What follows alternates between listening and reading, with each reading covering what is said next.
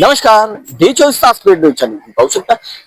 दिल्लीमधील जे जंतर मंतरवर जे आंदोलन विद्यार्थ्यांचं चालू आहे त्या संदर्भामध्ये भीम आर्मी व समाजवादी पार्टीचे अध्यक्ष ॲडव्होकेट जे रावण भाई या उपोषणाला बसले, त्यांनी पूर्ण भारतामध्ये आंदोलन करा या संदर्भामध्ये प्रतिक्रिया दिली. तसंच आज नेमकं कुठल्या जिल्ह्यामध्ये आंदोलन सुरू आहे आपण हे जाणून घेऊया. तर काय सांगणार आपण या ठिकाणी आंदोलन करताय, काय विषय असा?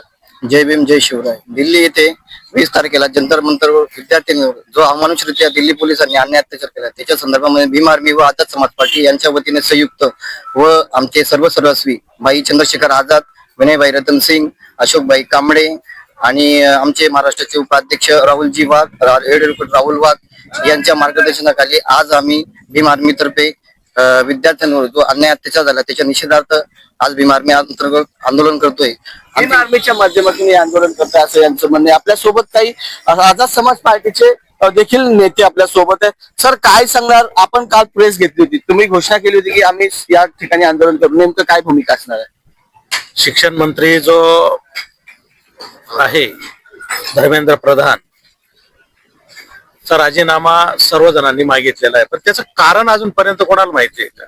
2021 मध्ये शिक्षण मंत्रीची त्यांनी शपथ घेतली. त्यानंतर सर्वात पहिले स्कॅम झाला 2021 मध्ये नेट पेपर फुटीचा. दुसरा स्कॅम झाला 2024 मध्ये नेट फुटी पेपरचा.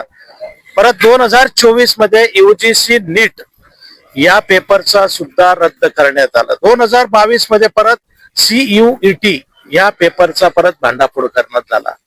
त्यानंतर 2021 मध्ये JEE मेन्स परीक्षा जी पूर्ण भारतात घेतली जाते त्या परीक्षेचे सुद्धा असेच बोजवारे झाले.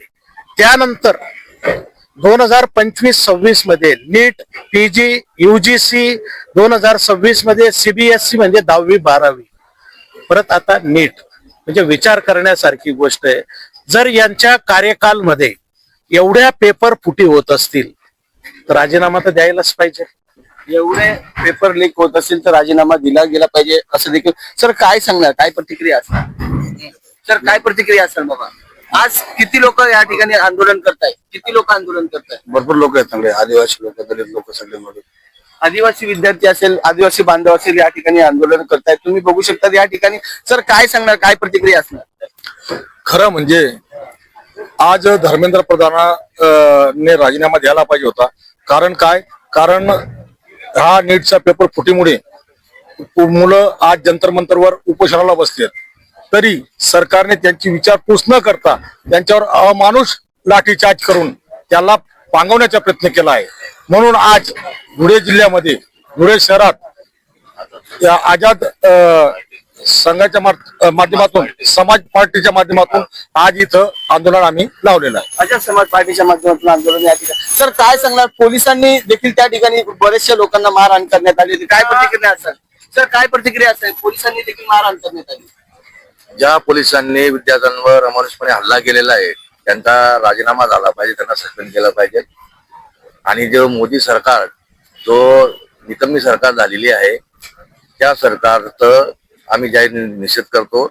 भाई चंद्रशेखर आझाद यांनी 20 तारखेपासून जी जंतर मंतरवर जे धरणे आंदोलन केलं, संसदमध्ये आंदोलन केलं, त्या बाईंच्या आदेशान्वये आज पूर्ण भारत देशामध्ये आझाद समाज पार्टीतर्फे आंदोलन करण्यात येत आहे. तुम्ही बघू शकता संपूर्ण भारतामध्ये आझाद समाज पार्टी व भीम आर्मीच्या माध्यमातून हे संपूर्ण या ठिकाणी आंदोलन करण्यात येत आहे. तसेच धुळे जिल्ह्यामध्ये देखील या ठिकाणी मोठ्या प्रमाणामध्ये आंदोलन करण्यात येत आहे.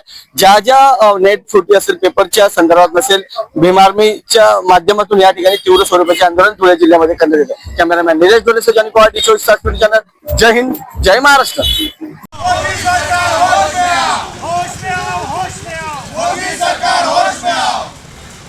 मुलांवर लाठी चार्ज करणाऱ्या सरकारचा, मुलांवर लाठी चार्ज करणाऱ्या सरकारचा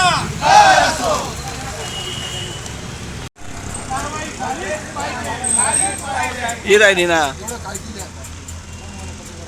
शिक्षण मंत्री लाठी चार्ज करणाऱ्या सरकारचा, या सरकारचं करायचं काय? खाली डोकं